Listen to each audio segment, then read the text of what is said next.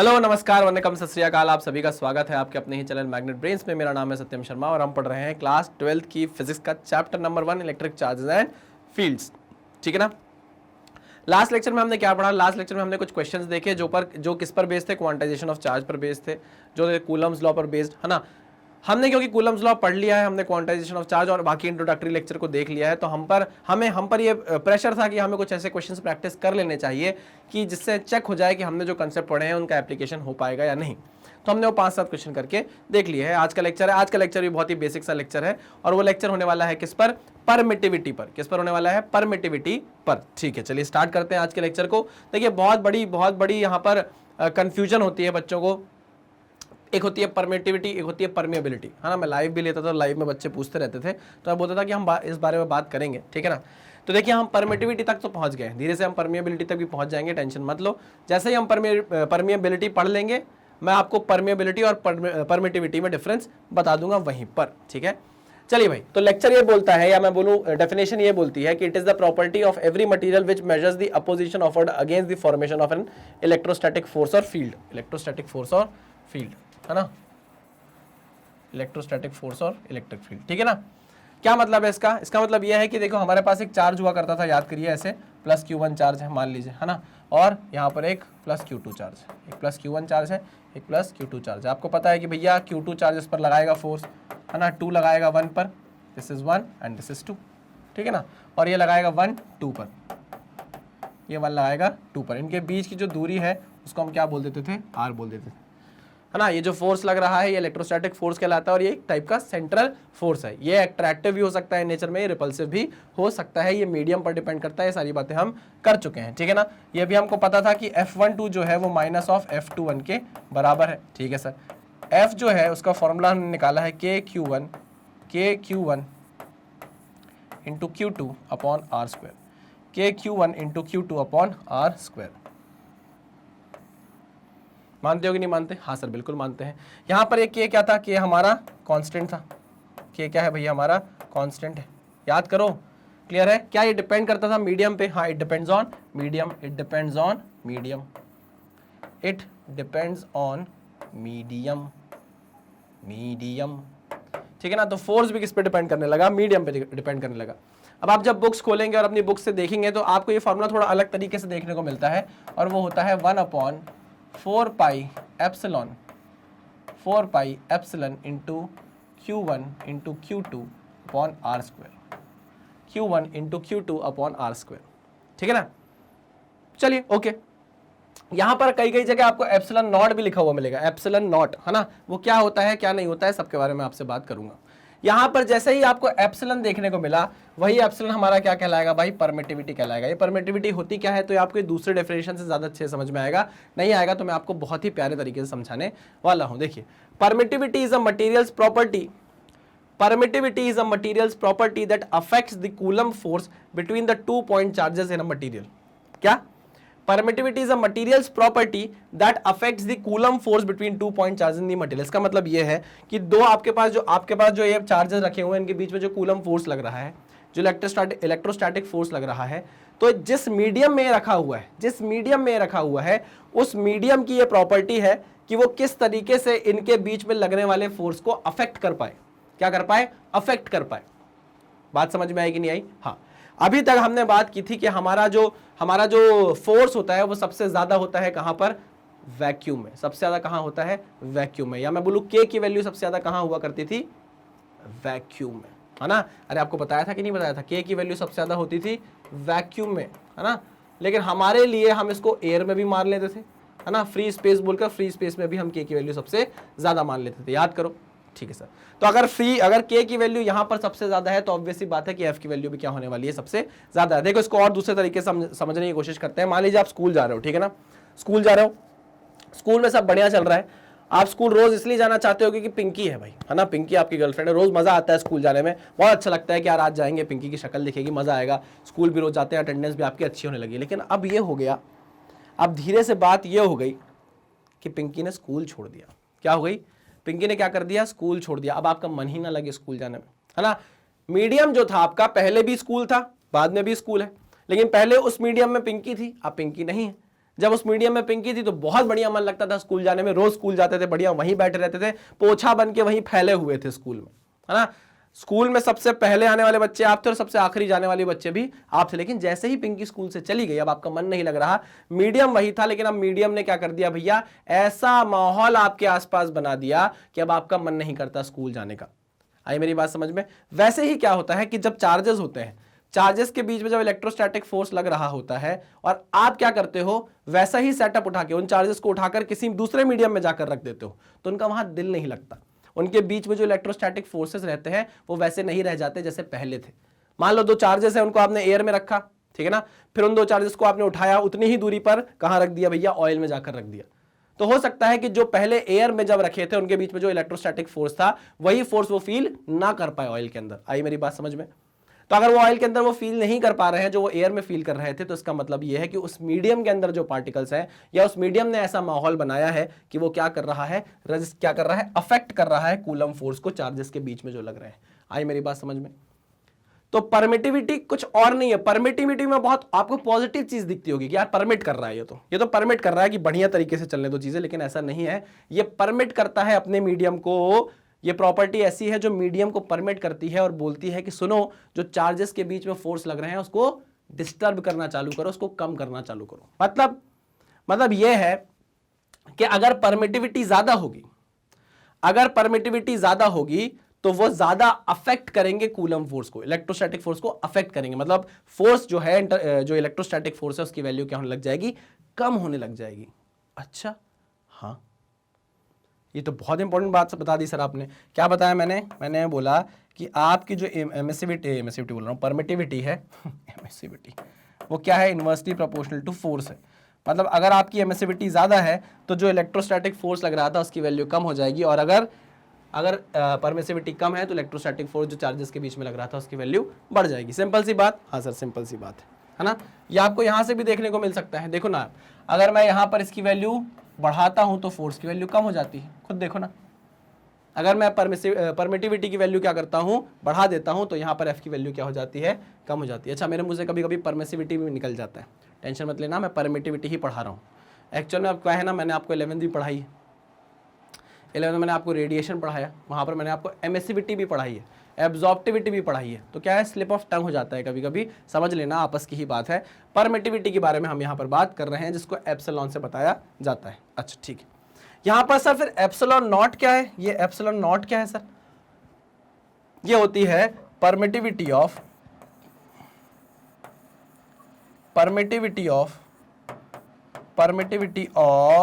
Free space, permittivity of free space, या फिर मैं बोलूं एयर, या फिर मैं वैक्यूम की भी बात यहीं कर लेता हूं। वैसे तो सही नहीं है ऐसा बोलना, लेकिन ठीक है, हम तीनों केसेस के लिए हम यही लेते हैं epsilon not, permittivity of free space, air या वैक्यूम, ठीक है ना। अच्छा, इसी फ्री स्पेस, एयर और वैक्यूम में जब मीडियम की परमिटिविटी इतनी है तो जो फोर्स लग रहा है चार्जेस के बीच में उसको मैं एफ नॉट बोलूंगा। जो फोर्स लग रहा है चार्जेस के बीच में उसको मैं एफ नॉट बोलूंगा। जब मीडियम की परमिटिविटी ये है तो जो चार्जेस के बीच में फोर्स लगेगा उसको मैं क्या बोलूंगा, एफ नॉट बोलूंगा। इसका मतलब ये है फोर्स बिटवीन चार्जेस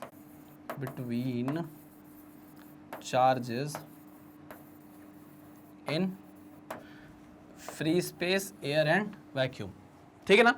अच्छा, अब आप किसी भी मीडियम को उठा लो, जैसे एक तो मीडियम होगा आपका ये, है ना, चाहे फ्री स्पेस हो, एयर हो, वैक्यूम, हम इन तीनों केसेस में एप्सिलॉन को एप्सिलॉन नॉट ही बोलते हैं, ठीक है। इसको छोड़ के आप कोई भी मीडियम उठा लो, उसकी परमिटिविटी आपको इस मीडियम से ज्यादा ही मिलने वाली है। क्या बोला मैंने ये बोला कि आप इसको छोड़कर और कोई भी मीडियम उठा लो, आप इसको छोड़कर कोई भी मीडियम उठा लो, क्या होगा उसमें, अरे क्या होगा उसमें ये होगा कि जो परमिटिविटी की वैल्यू होगी वो इस केस से ज्यादा ही आने वाली है, 100%। पक्का? हाँ सर पक्का। तो अगर मैं ये बोलूं कि जो परमिटिविटी है किसी पर्टिकुलर मीडियम की, आप ये बोल रहे हो ना सर कि वो हमेशा ज्यादा रहेगी परमिटिविटी ऑफ फ्री स्पेस से, मैंने कहा हाँ, ये तो आप बोल ही रहा हूं, मैं तो ये तो बोल ही रहा हूं। पक्का? हाँ सर। तो इसका मतलब ये है सर, आपने ये बोला ना कि जिस पर्टिकुलर केस में मीडियम की परमिटिविटी ज्यादा होती है उस पर्टिकुलर मीडियम के लिए जो पार्टिकल्स होते हैं वो क्या करते हैं, सबसे ज्यादा अफेक्ट करते हैं कूलम फोर्स को। मतलब उस पर्टिकुलर मीडियम के लिए जो इलेक्ट्रोस्टैटिक फोर्स की वैल्यू होगी वो कम हो जाएगी। हाँ हाँ हाँ हाँ बिल्कुल सही, आपने तो बताया। देखो सर, अगर एप्सिलॉन की वैल्यू ज्यादा है तो एफ की वैल्यू कम होगी। तो आपने बोला मीडियम में परमिटिविटी की वैल्यू ज्यादा होती है किसी भी मीडियम में एक्सेप्ट ये तीनों। तो इसका मतलब ये है कि किसी भी पर्टिकुलर मीडियम में जो फोर्स होगा, दो चार्जेस के बीच में जो फोर्स होगा उनकी वैल्यू कम हो जाएगी as compare to free space. हाँ बिल्कुल सही कहा, यही चीज तो मैं आपको बता रहा हूं कि किसी पर्टिकुलर मीडियम में दो चार्जेस के बीच में जो इलेक्ट्रोस्टैटिक फोर्स लग रहे होंगे वो उस इलेक्ट्रोस्टैटिक फोर्स से कम होंगे जो चार्जेस के बीच में लगेंगे। कब? जब वो फ्री स्पेस में होंगे। आई मेरी बात समझ में? अरे हाँ कि ना?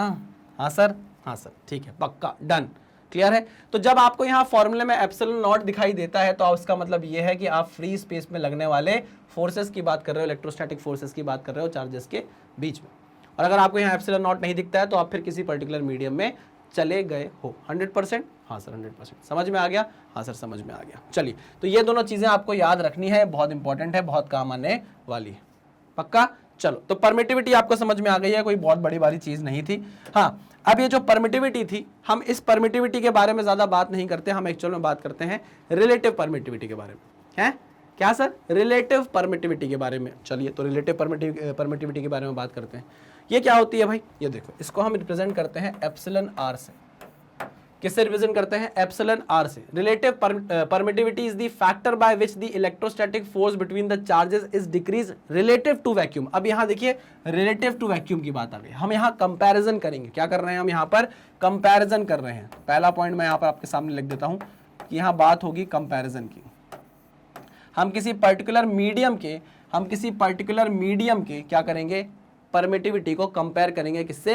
वैक्यूम से, कि वैक्यूम के कंपैरिजन में उसमें कितना ज्यादा फोर्स डिक्रीज हो रहा है। नहीं आई बात समझ में? अभी बताता हूं आपको। देखिए, जो रिलेटिव परमिटिविटी होती है उसका फॉर्मूला होता है permittivity in a medium, permittivity of a medium upon permittivity of free space. इसको डालो सोन पापड़ी के डब्बे में।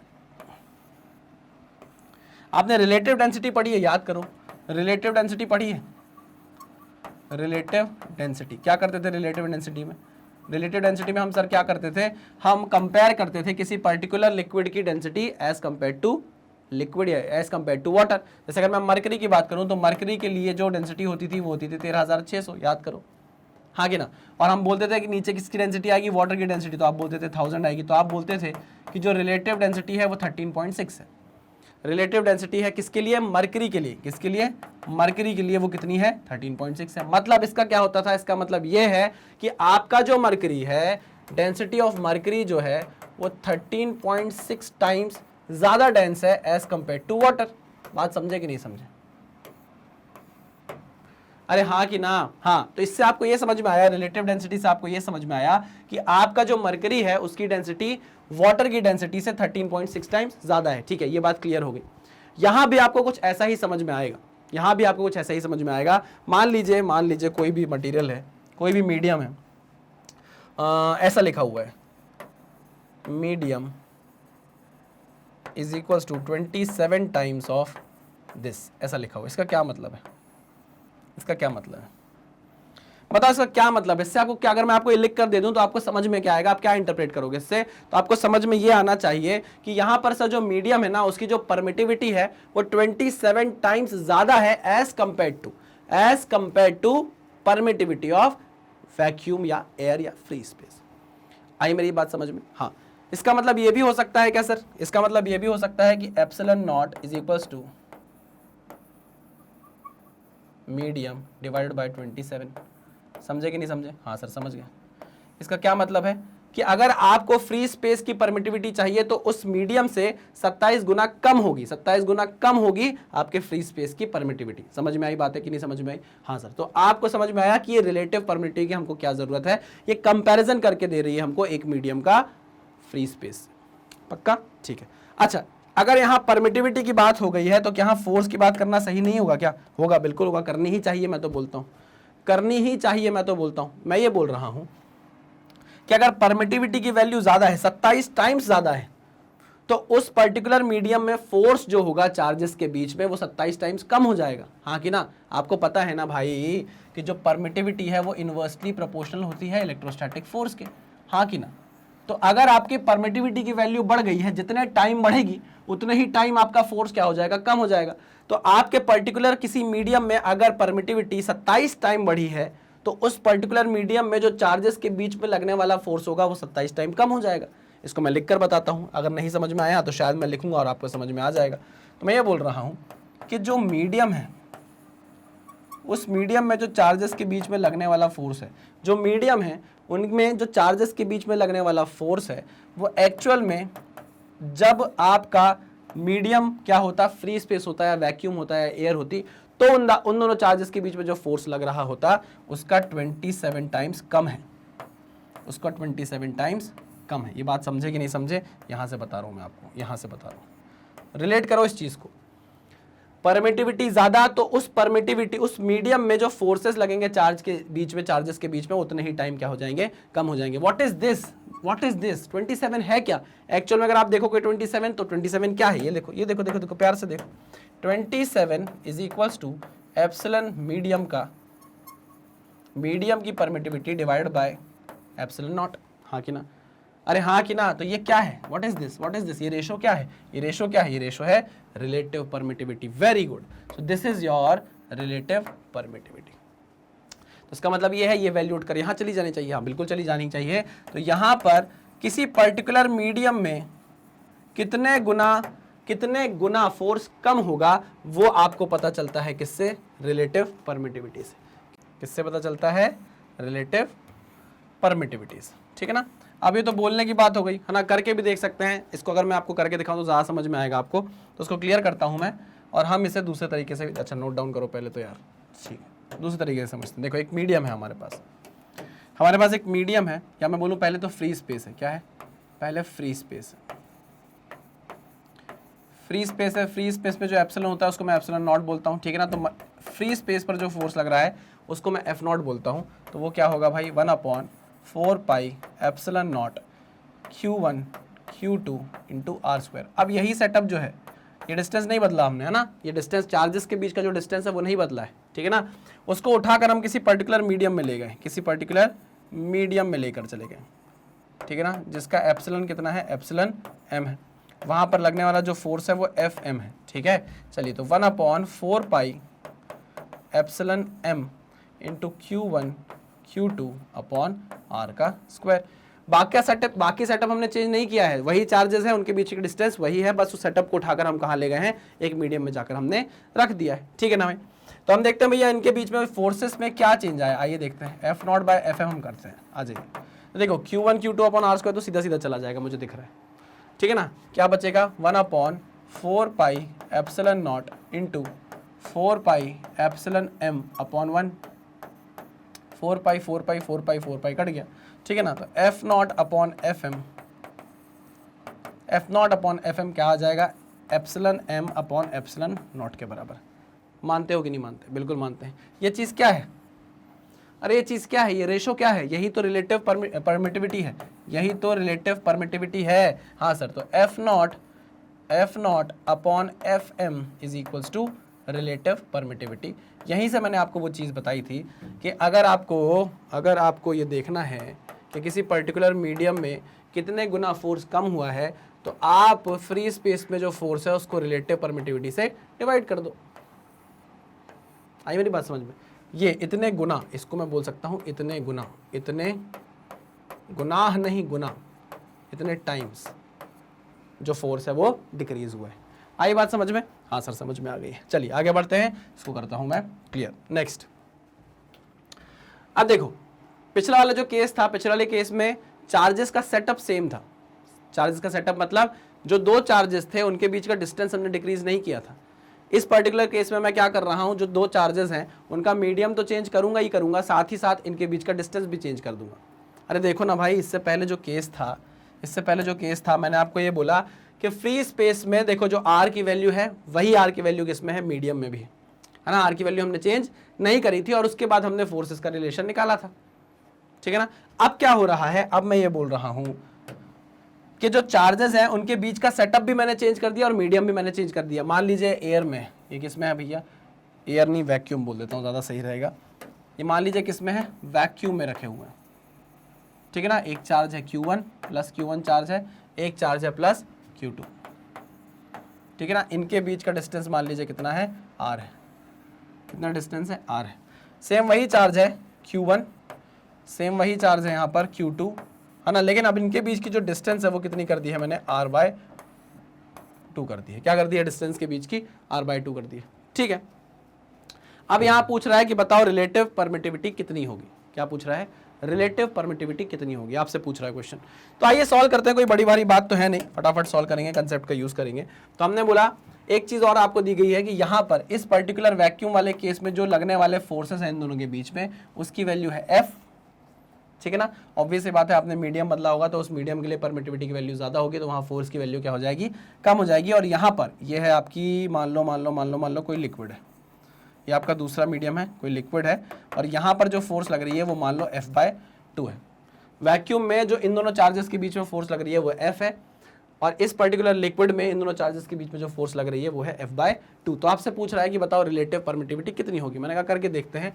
आइए पहले हम बात करेंगे वैक्यूम की। तो F0 is equals to 1/4 pi ε0 into Q1 into Q2 upon R का स्क्वायर। ये हो गई आपकी पहली equation.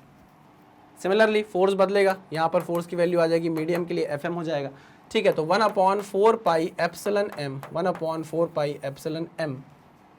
m into Q1 into Q2 divided by R square. अब R कितना हो गया, यहाँ R/2 हो गया कि नहीं हो गया। तो आपने क्या किया, इसको R/2 का होल स्क्वायर कर लिया। R²/4 होगा, मानते हो कि नहीं मानते, हाँ सर, ये हो जाएगा R²/4, 4 ऊपर पहुंच जाएगा। कोई दिक्कत परेशानी नहीं सर, कोई परेशानी नहीं है। आइए क्या करते हैं, इसका रेशो लेते हैं। रेशो लिया भैया हमने इसका, तो F0 अपॉन Fm क्या क्या कट सकता है, 4 पाई से 4 पाई कट गया, ठीक है ना।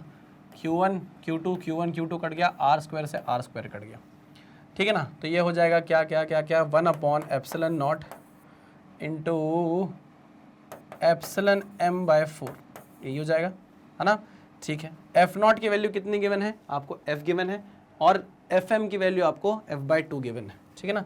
ये हो जाएगा F/2, ठीक है। ये हो गया εm अपॉन ε0 1/4। F से F कट गया, 4 इधर जाके मल्टीप्लाई हो जाएगा, तो εm अपॉन ε0 किसके बराबर आ गया, 8 के बराबर आ गया। अब ये εm अपॉन ε0 किसके बराबर होगा, εm अपॉन ε0, ये रेशो किसके बराबर होता है, ये बराबर होता है रिलेटिव परमिटिविटी के। किसके बराबर, रिलेटिव परमिटिविटी के, ठीक है ना। तो εr is equals to 8। Clear है, यही चीज आपसे पूछी गई थी। क्लियर है 100%, हाँ सर। चलिए तो नोट डाउन कर लो इसको, फिर मैं से क्लियर करता हूँ। चलिए आगे एक आर्टिकल प्रॉब्लम आने वाला है।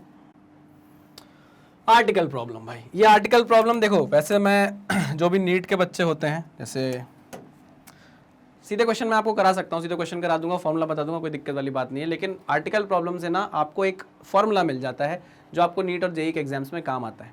ऑब्वियस सी बात है, देखो अब आपको क्योंकि 12th का सिलेबस आपका ऑलरेडी चल रहा था, है ना, मैं आपका सिलेबस 11th का ऑलरेडी कंप्लीट करा चुका था, लेकिन सर्कमस्टेंसेस कुछ ऐसे बने कि हमें इस पर्टिकुलर चीज़ को स्टार्ट करना पड़ा। कोई बात नहीं, है ना। अब चाहे नीट हो जेईई हो, पढ़ना तो आपको सीबीएसई मतलब उसी लेवल का पढ़ना पड़ता है ना, स्टार्ट तो आपको वहीं से करना पड़ता है ना। आप ऐसे थोड़ी ना कि बचपन से ज्ञानी पैदा हो जाते हो, नहीं, आपको स्टार्ट वहीं से करना पड़ता है। तो आप ऐसा बिल्कुल ना सोचे कि भैया हम ये चुपचाप सीबीएसई पढ़ते आ रहे हैं तो हम नीट अटेम्प्ट नहीं कर पाएंगे। ऐसे ही करते हो आप नीट या जेईई अटेम्प्ट। जहां अच्छे आर्टिकल प्रॉब्लम बनेंगे, आप उससे अपने क्या निकालोगे भैया, फॉर्मुलेज निकालोगे और उसको डायरेक्ट अप्लाई करोगे। यही करते हैं नीट जेईई के बच्चे, फॉर्मुले आप याद करोगे, फॉर्मुले को डायरेक्ट अप्लाई करोगे, इतना डिटेल में बात नहीं करेंगे। अरे मतलब अगर जैसे मान लीजिए क्वेश्चन है, ये आपके सामने क्वेश्चन है, मैं इस क्वेश्चन को क्या कराता, सीधे सॉल्व करा देता, ऑब्वियस सी बात है, करा देता। लेकिन मैं इसका आर्टिकल प्रॉब्लम बनाकर आपको क्यों बता रहा हूं, पहले उसके पीछे रीजन ये है कि यहां से जो फॉर्मूला निकल कर आएगा ना, वो ऐसे बहुत सारे क्वेश्चंस के लिए वैलिड होगा, और ऐसे बहुत सारे क्वेश्चंस को आपको पढ़ने की जरूरत ज्यादा नहीं, एक बार पढ़ोगे और आपको समझ में आ जाएगा कि भाई ये आर्टिकल प्रॉब्लम से रिलेटेड फॉर्मूला है, इसको फट से यहाँ put the value get the answer वाली बात हो जाएगी। और जो टाइम बाकी बच्चे लेंगे वो टाइम आप नहीं लोगे। यही तो मैं बोल रहा हूँ, यही अंतर आ जाती है आपकी प्रिपरेशन में कि कौन सी बीएससी के लिए प्रिपेयर कर रहा है, कौन नीट के लिए प्रिपेयर कर रहा है, कौन जेई के लिए प्रिपेयर कर रहा है, समझ रहे हो कि नहीं समझ रहे हो? ठीक है, तो इसलिए आर्टिकल प्रॉब्लम को ना बहुत ध्यान से, मैं तो बोलूँगा नोट कर लिया करो, एक कॉपी बनाओ और वहाँ पर इन चीज़ों को नोट किया करो, फॉर्मूलेस को नोट किया करो, चाहे मैथ्स हो, चाहे केमिस्ट्री हो, चाहे फिजिक्स हो। चलिए, आर्टिकल प्रॉब्लम क्या है ज़रा समझना। मैंने क्या किया हुआ है, एक स्ट्रिंग से एक मास को लटकाया, ठीक है ना, उसकी दो पोजीशन है, दो मास को लटकाया, ठीक है ना, जिनके पास चार्जेस भी हैं, है ना। बता देता हूं मैं आपको, ये मास है m, यही मास है m, ठीक है ना। इस पर भी प्लस q चार्ज मान लो अभी तो, और इस पर भी क्या मान लो, प्लस q चार्ज मान लो, ठीक है ना। इनके बीच का एंगल अभी मान लो 2 थीटा, कितना एंगल मान लो, 2 थीटा। समझ गए कि नहीं समझ गए? हाँ सर समझ गए। अच्छा, अभी ये किस में रखे हुए हैं, ये रखे हुए हैं वैक्यूम में। किस में रखे हुए हैं, ये वैक्यूम में रखे हैं, ठीक। मैंने इसको उठाया और मैंने इसको उठा के कहाँ रख दिया भाई, कहाँ रख दूं, लिक्विड में रख दिया, किसी लिक्विड में रख दिया, ठीक है ना। ओके, यहां पर जो आपको ये मास दिया हुआ है, मैं बोलूंगा उसकी डेंसिटी भी आपको दे दी गई है, कितनी, density of solid rho s। इस लिक्विड की डेंसिटी आपको रो l दे दी गई है ना। ये सब मैं आपको बता रहा हूं क्योंकि इसकी जरूरत आपको पड़ेगी आगे चल के।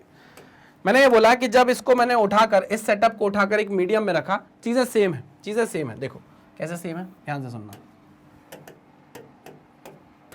चीजें सेम है, ये देखो, ये ठीक है, देखिएगा, चीजें सेम है का मतलब ये है कि यहां पर जो इनके बीच का एंगल है 2 थीटा, वही 2 थीटा का एंगल यहां पर क्या किया गया है, अभी भी मेंटेन किया गया है। ऐसा आपको बोला जा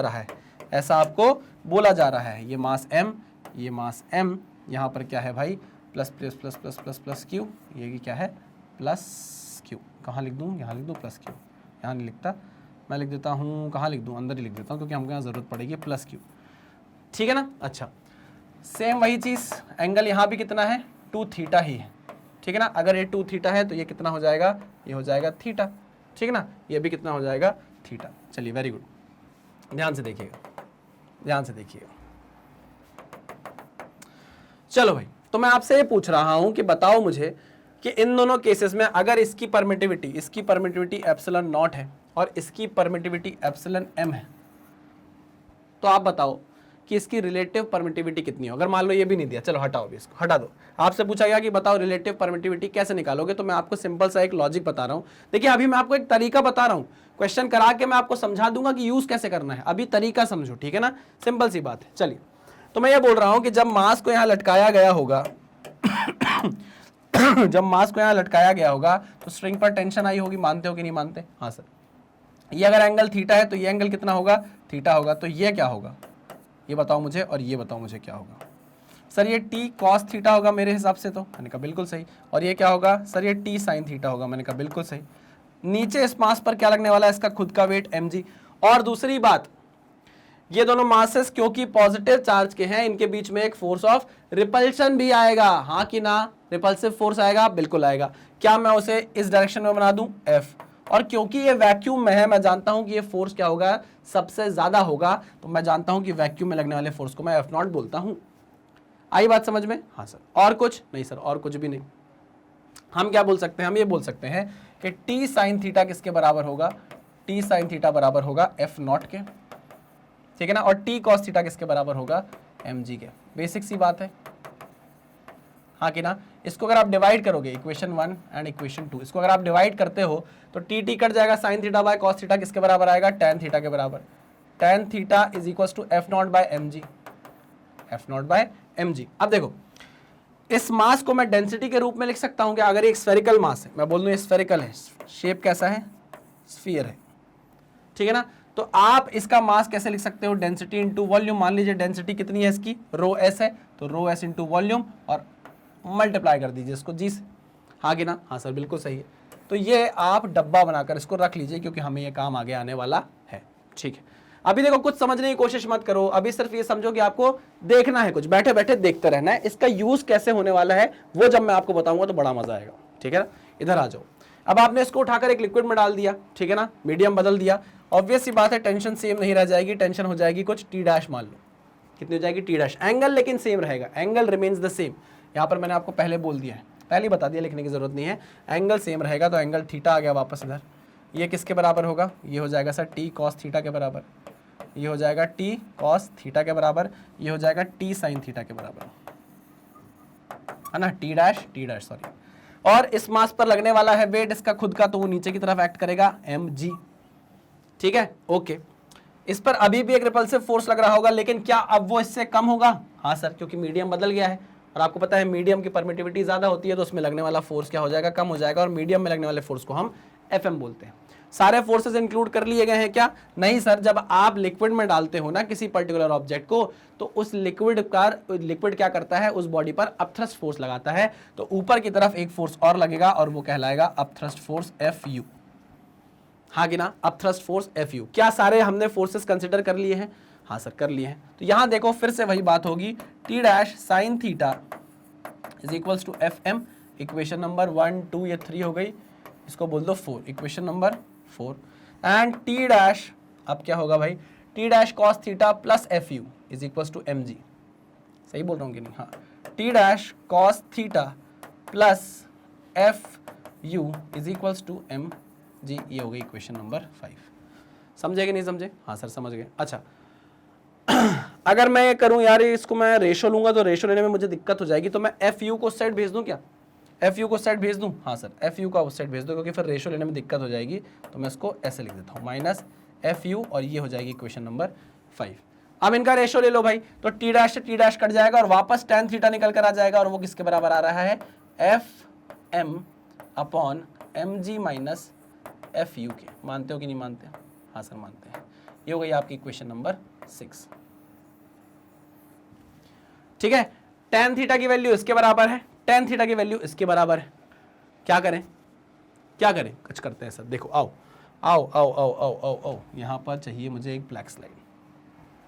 दोनों ही केसेस में tan थीटा की वैल्यू सेम निकल कर आ रही है, तो हम दोनों को इक्वेट कर देते हैं, F naught upon rho S into volume into G is equal to FM upon mg minus Fu, FM upon mg minus Fu।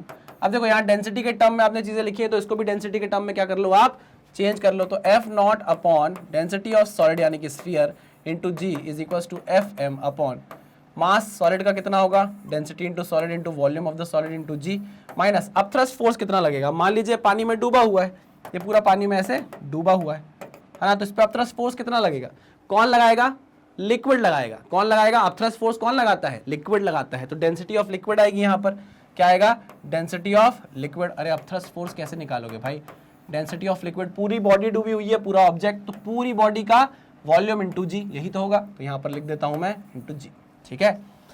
चलिए भाई, अब मुझे दिख रहा है, मुझे क्या दिख रहा है, density of liquid, density of solid, ठीक है, मुझे दिख रहा है कि ये Vg और ये Vg कटना चाहिए, ठीक है।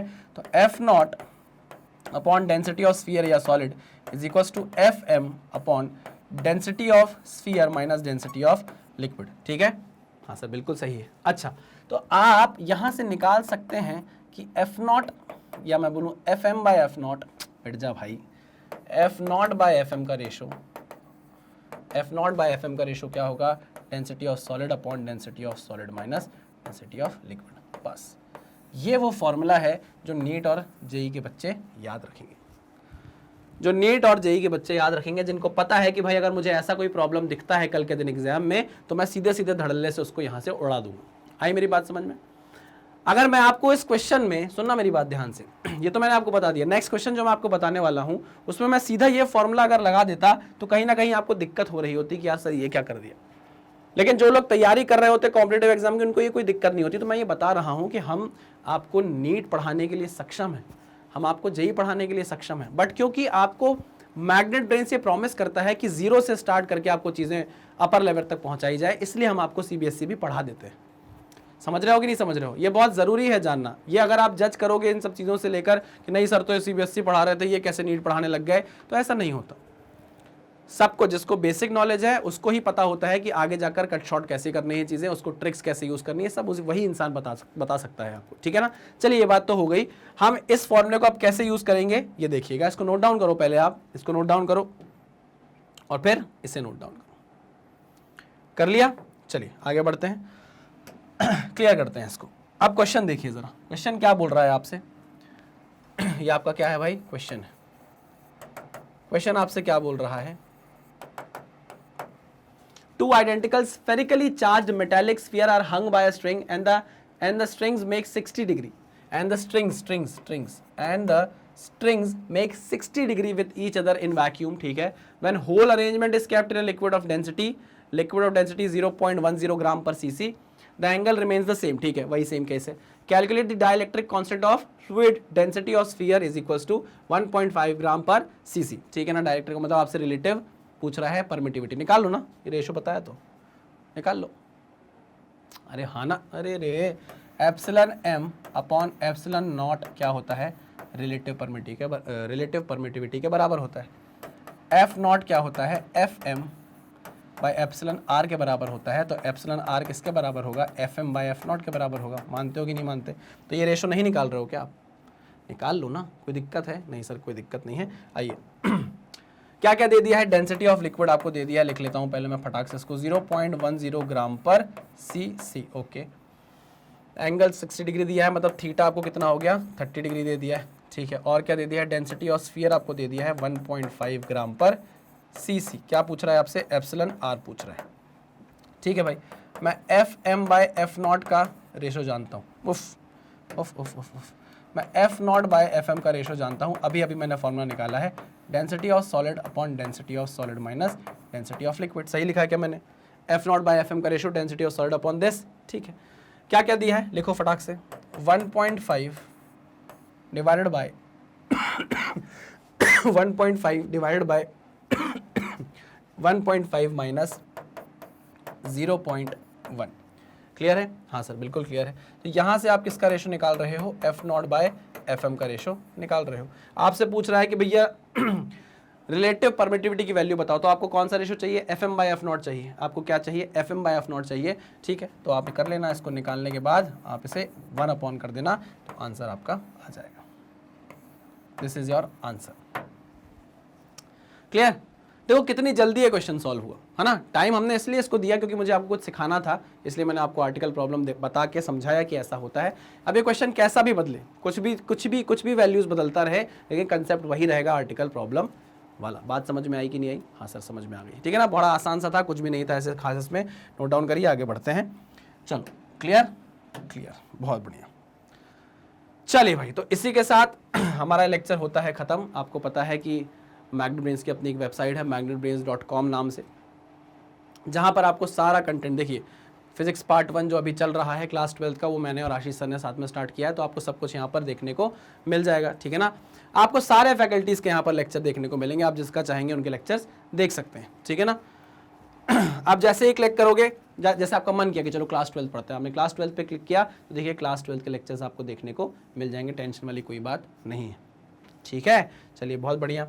आपको पता है मैग्नेट ब्रेन्स की अपनी अपना हिंदी मीडियम चैनल भी लॉन्च किया है, जहाँ पर आपको सारा कंटेंट हिंदी मीडियम में प्रोवाइड किया जाता है। इवन नोट्स भी जो आपको दिए जाते हैं वो प्योर हिंदी में दिए जाते हैं। क्या करना है आपको, यूट्यूब पर जाना है, सर्च करना है मैग्नेट ब्रेन्स हिंदी मीडियम, आपको चैनल मिलेगा, उसे सब्सक्राइब कर लेना है और बेल आइकन को भी दबा लेना है, ताकि आपको नोटिफिकेशन बराबरी से मिलते रहें और कोई भी अपडेट आपसे मिस ना हो।